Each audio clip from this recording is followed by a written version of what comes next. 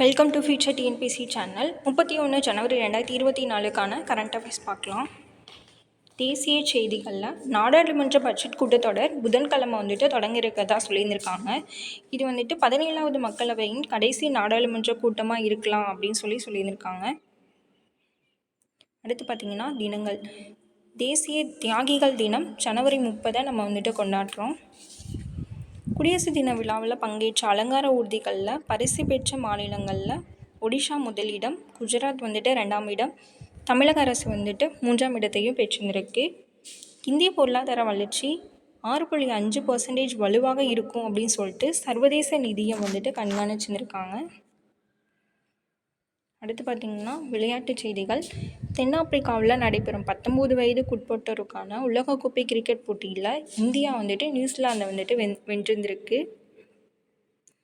2வது உலக சிலம்பு போட்டி தாய்லாந்தில் நடைபெற்றிருந்துச்சு.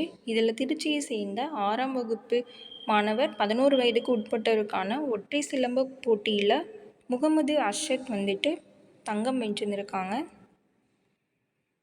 6வது கேலோ இந்திய விளையாட்டுப் போட்டி 31 ஜனவரியோட முடியுது.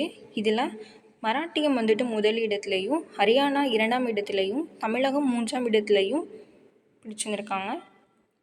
அடுத்து பார்த்திங்கன்னா எலன் மஸ்க் நிறுவனங்களில் ஒன்றான நியூராலிங்க் மனித மூளையின் பொருத்தப்படும் சிப் ஒன்றை கண்டுபிடிச்சிருக்காங்க.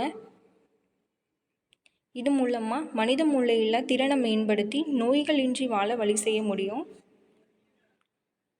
அடுத்து பார்த்திங்கன்னா மின் ஆளுகை நடவடிக்கைகள் கீழே காகிதமில்லா கணினி வழி மின்னணு கோப்புகளை அதிக அளவில் தயாரித்து பகிர்ந்ததில் பொது சுகாதாரத்துறை முதலிடம் பிடிச்சிருக்கு. மேம்பட்ட மருத்துவ பரிசோதனை நுட்பங்களில் பிற மாநிலங்களுக்கு முன்னோடியாக தமிழகம் விளங்குறதா மக்கள் நல்வாழ்வுத்துறை அமைச்சர் சுப்பிரமணியன் தெரிவிச்சிருக்காங்க. Thank you friends.